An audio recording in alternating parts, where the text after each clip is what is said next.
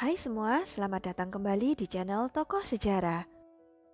Di video kali ini, saya akan menceritakan tentang apa saja dampak dari bipolar disorder yang diderita putra mahkota Sado, yang konon telah menghabisi lebih dari 100 orang di dalam istana semasa dia hidup.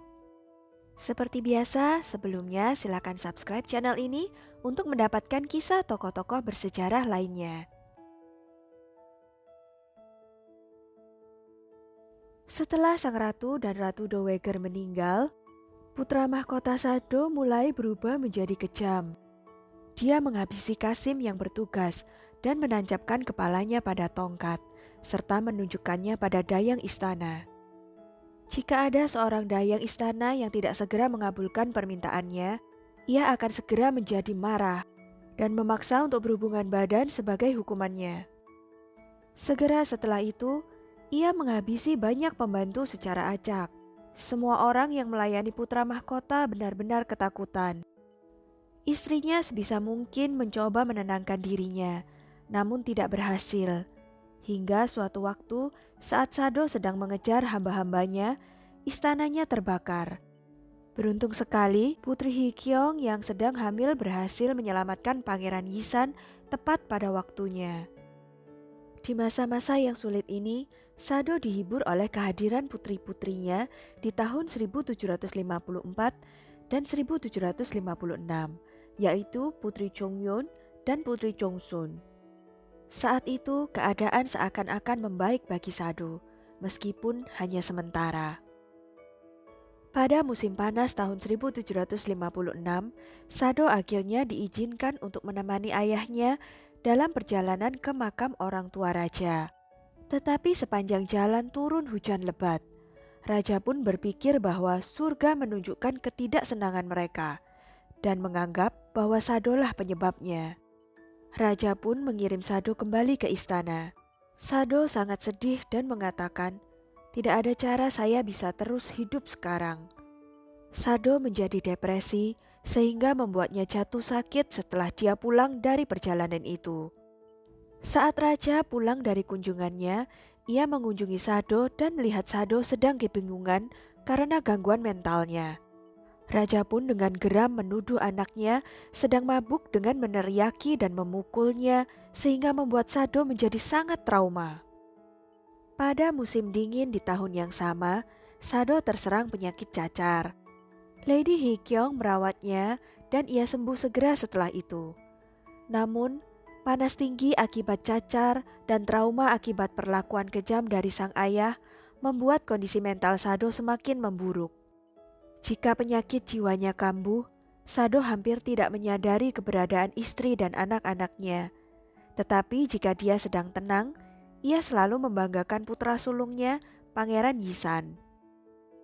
Keadaan semakin memburuk bagi Sado pada tahun 1759. Tahun itu, Raja Yongju menikahi Kim Jong-sun yang 10 tahun lebih muda dari Sado. Pada musim gugur di tahun yang sama, seakan-akan ingin menantang ayahnya, Sado menjalin hubungan dengan seorang penjahit yang bernama Ping Ai. Sado membawa Ping Ai ke paviliun mewah. Ketika raja tahu, raja menjadi sangat marah dan hampir menghabisi Sado. Sado yang sangat ketakutan nekat loncat ke dalam sumur. Karena sumur itu penuh dengan es, para pengawal istana dapat dengan mudah menyelamatkannya. Setelah itu, Ping Ai melahirkan anak laki-laki, sehingga Raja Yongju menjadi semakin marah. Pada Januari 1761, penyakit gila Sado kambuh, dan secara tidak sengaja dia melukai Ping Ai, yang membuat Ping Ai meninggal tidak lama kemudian. Ping Ai mungkin adalah alasan mengapa Sado menjadi terobsesi dengan pakaian. Jika ia ingin memilih baju baru, para pelayannya harus menyiapkan 10 atau 20 atau bahkan 30 set pakaian baru. Kadang-kadang ia membakar beberapa pakaian sutra sebagai persembahan kepada sosok roh sebelum akhirnya bisa menentukan pakaian mana yang akan dipakainya. Jika pelayannya membuat kesalahan sekecil apapun saat membantu Sado berpakaian, Sado akan merasa jijik untuk mengenakan pakaian itu dan akan menjadi sangat gelisah. Sado sebenarnya berusaha menyembuhkan penyakitnya. Dia mengunjungi istana Onyang pada suatu musim panas dan tinggal di sana selama seminggu untuk memulihkan kesehatannya, terutama sakit mentalnya. Tapi selalu ada yang membuat dia menjadi depresi lagi, sehingga dia memutuskan segera kembali ke istana Changdok. Pada bulan Mei tahun 1761, Sado mengunjungi provinsi Pyongyang. Namun ia justru menderita malaria selama beberapa bulan dan membuat penyakitnya semakin parah. Serangan penyakit demi penyakit semakin mengganggu pikirannya. Sado diketahui tidak begitu suka dengan adik perempuannya, yaitu Putri Hwawan, sehingga dia sering mengganggunya. Putri Hwawan merupakan putri ketiga Raja Yongju dari Lady Sun Hui. Dia mulai bersitegang dengan putra mahkota Sado sejak sang putri menikah dengan seorang pria dari partai Noron. Sado sangat iri pada Putri Hwawan, namun bukan karena kedekatan sang putri dengan partai Noron, melainkan karena hubungan dekat Putri Hwawan dengan ayah mereka. Hal itu yang menjadi awal kekesalan Sado karena Putri Hwawan lebih disayang ayahnya ketimbang Putri Hwayub, saudari kesayangannya itu. Pada tahun 1762, Sado kembali terserang penyakit dan menjadi cacat. Ia lalu menghabisi dokter kerajaan, penterjemah, dan pekerja istana. Sehingga setiap hari beberapa badan yang sudah tidak bernyawa dibawa keluar dari istana.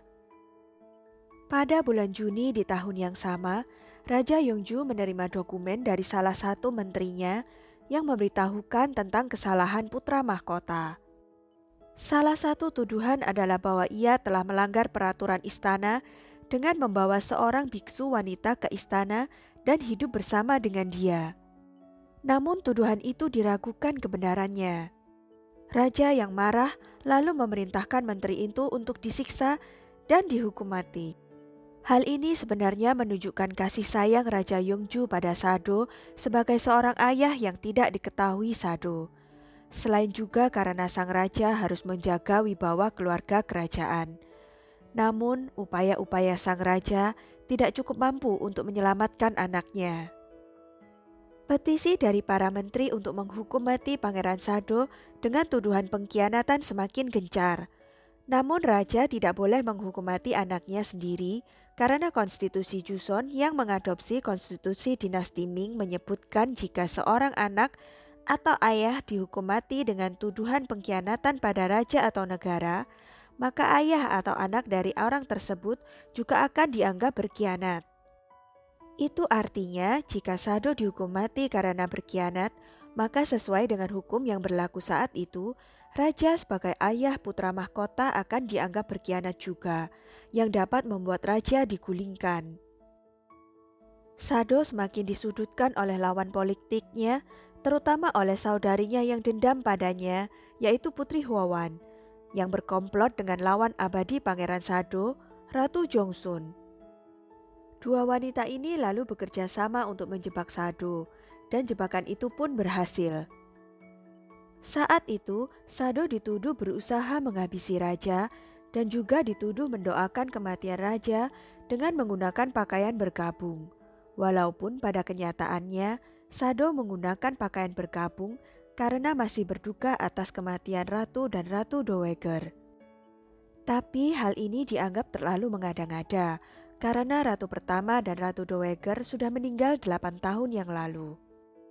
Kenyataan ini justru adalah momentum yang ditunggu-tunggu oleh para menteri dan lawan politik Sado untuk menyudutkan Sado dengan tuduhan pengkhianatan pada raja dan negara. Akhirnya pada tanggal 4 Juli 1762, Sado dipanggil oleh Raja Yongju. Raja yang marah memukul lantai dengan pedangnya dan menyatakan putra mahkota digulingkan. Selanjutnya, raja memerintahkan pegawai istana untuk mengambil kotak kayu yang berat yang digunakan untuk menyimpan beras atau gandum. Sado dimasukkan ke dalamnya dan ditutup sangat erat. Di dalam kotak yang sempit ini, Sado dibiarkan kelaparan. 8 hari kemudian, pada tanggal 12 Juli 1762, kotak kayu itu dibuka. dan Pangeran Sado ditemukan dalam keadaan sudah tidak bernyawa. Seluruh Qasim, penjaga istana, pegawai istana, dan penasehat spiritual yang bertugas melayani putra mahkota Sado dihukum mati atas perintah raja. Sedangkan status istrinya, Lady Hyekyong, diturunkan menjadi rakyat biasa dan dikembalikan ke rumah keluarganya. Selama 3 tahun, ia terpisah dari anaknya, Yisan. Semua orang terdekat putra mahkota Sado sangat frustrasi dan tertekan. Lady Hyekyong menjadi sangat frustrasi dan sering sakit. Ibunda Sado, Lady Sonhui, meninggal 2 tahun setelah kematian Sado, yaitu pada tanggal 23 Agustus tahun 1764.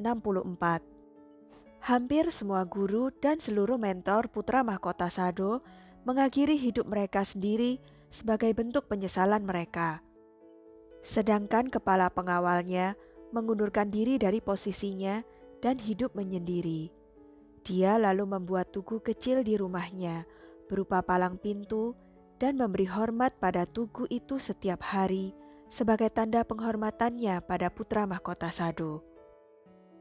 Putra Pangeran Sado, yaitu Yisan, lalu menggantikan Yongju menjadi Raja Joseon sebagai Raja Jongju. Putra mahkota Sado awalnya dimakamkan di Baebongsan, Yangju. Namun makamnya dipindahkan oleh putranya, Raja Jongju, ke Suwon. Raja Jongju membangun benteng Suwon untuk menghormati putra mahkota Sado, ayahnya.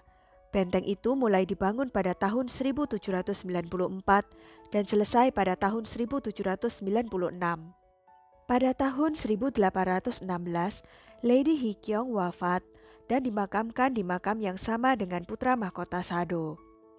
Pada tahun 1819, putra mahkota Sado diberi gelar anumerta sebagai Raja Yangju, dan istrinya, Lady Hyekyong, diberi gelar sebagai Ratu Hyeonyong.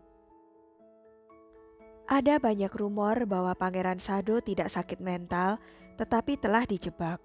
Namun rumor tersebut dibantah oleh istrinya, Lady Hyekyong, dalam bukunya The Memoirs of Lady Hyekyong.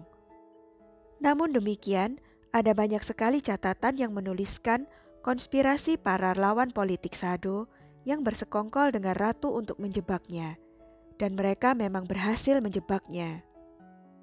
Di masa kini, masyarakat Korea menaruh simpati yang besar pada putra mahkota Sado dan menganggapnya sebagai korban pertikaian politik.